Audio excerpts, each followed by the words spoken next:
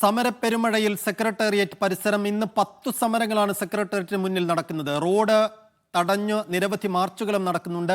MG റോഡിൽ ഗതാഗത നിയന്ത്രണം ഏർപ്പെടുത്തി. കേന്ദ്ര ഗവൺമെന്റ് ആവിഷ്കരിച്ച് നടപ്പിലാക്കി വരുന്ന മുഹമ്മദ് ആഷിഖ് വിശദാംശങ്ങൾ നൽകും. ആഷിഖ്, ഒരേ സമയം 10 സമരങ്ങൾ, ആരൊക്കെയാണ് ഇപ്പോൾ അവിടെ സമരം നടത്തുന്നത്? എന്താണ് ഇങ്ങനെ ഒറ്റ ദിവസം ഇത്രയും സമരങ്ങൾ കൂടാൻ ഇടയായത്?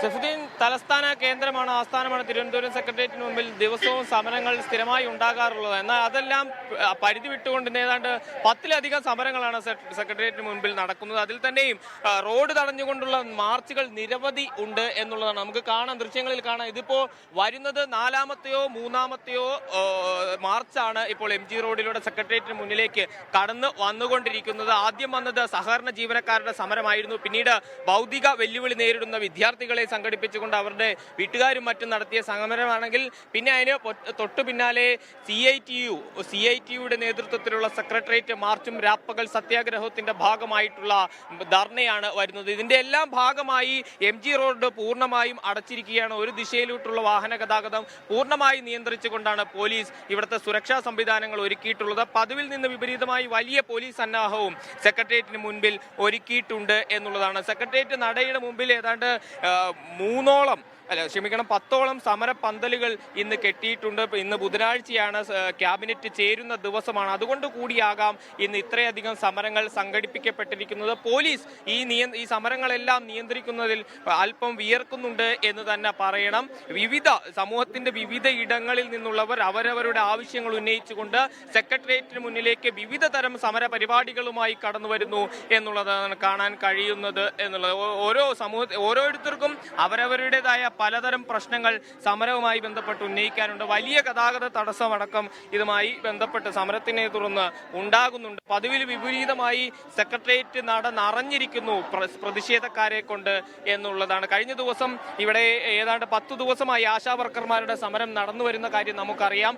ആശാവർക്കർമാർക്കെതിരെ ഒരു മാർച്ചിന്, ഇതുവഴി നടത്തിയ മാർച്ചിന് വഴിതടയലിന് കേസെടുത്തിരുന്നു കണ്ടോൺമെന്റ് പോലീസ്. ആശാവർക്കർമാരുടെ പ്രതികരണം ഈ ഘട്ടത്തിൽ ഈ വലിയ സമരങ്ങൾ കാണുമ്പോൾ പതിവായി സമരം ചെയ്ത് പഴക്കമില്ലാത്ത ആശാവർക്കർമാർ പ്രതികരിക്കുന്നത്, ഒരു ദിവസം മാർച്ച് നടത്തിയതിന് ഞങ്ങൾക്ക് നേരെ കേസെടുത്ത സർക്കാർ എന്തുകൊണ്ട് ഇത്ര വലിയ സമര പരിപാടികൾ ഇവിടെ നടക്കുമ്പോൾ അതിനെ നിയന്ത്രിക്കാൻ ഒരു തരത്തിലുള്ള ഇടപെടൽ നടത്തുന്നില്ലല്ലോ എന്നൊരു പ്രതികരണം കൂടി ആശാവർക്കർമാരുടെ ഭാഗത്തു നിന്ന് ഉണ്ടാകുന്നുണ്ട്. നമുക്കറിയാം, സമരത്തിന്റെ ദൃശ്യങ്ങളിൽ അതിന്റെ വ്യാപ്തി മനസ്സിലാകുന്നുണ്ട് എന്നാണ് എനിക്ക് തോന്നുന്നത്. സെക്രട്ടേറിയറ്റിന്റെ സമര ഗേറ്റ് മുതൽ ആൽത്തറ വരെയുള്ള MG റോഡിന്റെ ആ ഭാഗം അത്രയും നിറഞ്ഞ് സമരങ്ങൾ ഒഴുകുകയാണ്. പ്രതിഷേധക്കാരെ കൊണ്ട് നിറഞ്ഞിരിക്കുന്നു MG റോഡ് എന്നുള്ളത്. അത് ഭരണ പ്രതിപക്ഷ സംഘടനകൾ, രാഷ്ട്രീയ സാമുദായിക സാംസ്കാരിക സംഘടനകളടക്കം സമൂഹത്തിന്റെ പല മേഖലകളിൽ നിന്നുള്ള ആളുകളാണ് സമരത്തിന് ഇവിടെ എത്തിയിട്ടുള്ളത് എന്ന് വ്യക്തമാണ്. നിറഞ്ഞിരിക്കുകയാണ്. വലിയ ഗതാഗത തടസ്സവും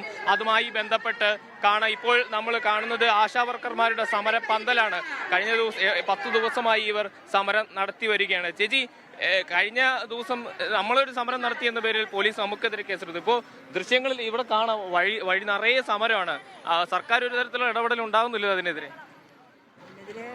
അത് അവരുടെ പാർട്ടി ആയതുകൊണ്ടായിരിക്കാം അതിനെതിരെ സർക്കാർ ഇടപെടാത്തത്. അവർക്ക് എന്തും ആകാമല്ലോ.